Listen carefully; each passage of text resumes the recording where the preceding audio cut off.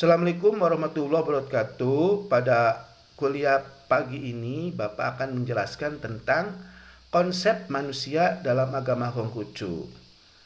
Minggu kemarin, Bapak telah mengajarkan tentang konsep Tuhan dalam agama Konghucu. Pada minggu ini, Bapak akan mengajarkan tentang, atau hari ini akan mengajarkan tentang konsep manusia dalam agama Konghucu. Nah, sebelum Bapak akan melanjutkan bahas tentang manusia, kita pertama kali tentang asal-usul manusia. Nah,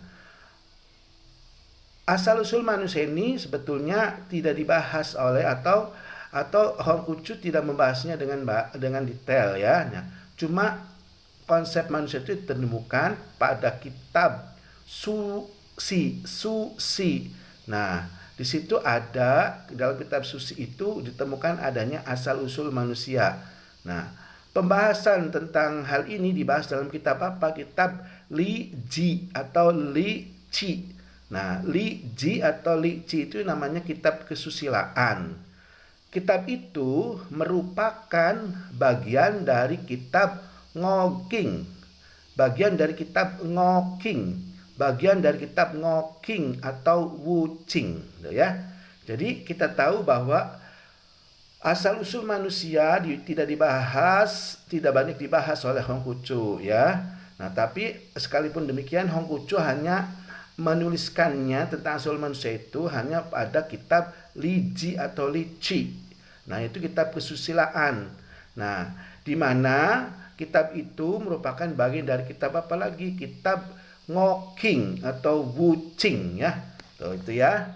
Nah, jadi asal manusia itu seperti itu. Nah, manusia dalam agama Konghucu berasal dari kedua orang tua ya, dianugerahi sifat-sifat mulia dan agung sejak lahir oleh Tian. Jadi Tian itu telah menganugerahkan sifat-sifat mulia kepada manusia sejak lahir ya. Nah, manusia juga diberikan apa? Perintah suci ya. Jadi holy calling, yaitu perintah suci dalam menyampaikan ajaran agamanya kepada seluruh umat Konghucu. Nah, jadi manusia juga diberikan perintah suci untuk menyampaikan ajaran agama Konghucu itu pada umat Konghucu saja, ya. Perintah suci tersebut akan diminta pertanggungjawabannya di hadapan Tuhan. Di hadapan Tuhan berarti di hadapan Tian, ya. Oleh karena itulah maka manusia ditempatkan dalam kedudukan tertinggi itu ya. Jadi manusia itu dalam agama Konghucu berasal dari apa? Kedua orang tua. Nah, ketika manusia itu dilahirkan, dia itu memiliki sifat mulia, dikasih kemuliaan, sifat suci oleh Tian itu, dan diperintahkan untuk apa? Menyampaikan ajaran agama moral Konghucu ini kepada umat Konghucu. Nah, berarti umat Konghucu ya sasarannya, jadi bukan untuk semua umat manusia. Nah, perintah suci tersebut akan diminta pertanggungjawabannya di hadapan Tian ya. Tian itu kalau kita itu Tuhan ya, kekuatan energi ya, ketuhanan alam itu Tian ya.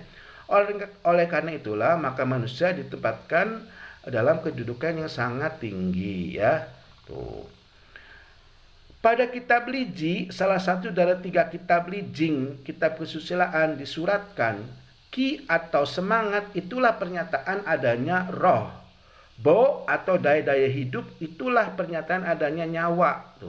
Tujuan pengajaran agama mengharmonisasikan lahiriah dan batiniah manusia. Semua yang dilahirkan akan mengalami kematian. Yang mati itu akan kembali ke tanah. Inilah yang dinamai berhubungan dengan nyawa. Nah, tulang daging semua yang berwatak negatif akan kembali ke tanah bumi tuh ya. Jadi yang negatif dalam agama Konghucu itu akan kembali juga ke tanah ya, kan asalnya dari tanah ya kalau berpikir secara umum ya. Nah, di dalam Konghucu itu begitu. Jadi manusia itu akan kembali ya ke tanah ya. Sedangkan semangat akan berkembang, naik bergemilang kembali kepada Tian. Jadi semangat di sini roh ya. Roh yaitu diiringi harum dupa yang semerbak. Inilah pernyataan adanya roh tuh ya. Jadi jasadnya itu kembali ke tanah, sedangkan rohnya itu berupa semangat itu, inspirasi semangat itu, dia itu akan kembali kepada Tian. Nah, gitu ya. Dalam agama Konghucu, ketika manusia meninggal dunia, maka jasadnya akan kembali ke bumi, ya. Hal itu dikarenakan manusia mengonsumsi makanan yang berasal dari bumi, dan karena itulah maka jasadnya dapat hidup. Tuh ya, jadi menurut Konghucu itu karena manusia bisa hidup karena dia rohnya itu diisi dengan yang masuk dalam badan manusia itu, karena badan manusia itu tumbuh karena makan yang berasal dari bumi. Tuh, maka ketika meninggal maka manusia itu badannya akan kembali kepada tanah atau bumi, sedangkan rohnya berupa semangat akan tetap ada, yaitu akan kembali kepada Tuhan atau Tian, ya. Nah, untuk apa? Jadi rohnya itu untuk apa kembali kepada Tian itu? Untuk mempertanggungjawabkan apa yang sudah diperbuat ketika manusia tersebut hidup di dunia, ya gitu ya.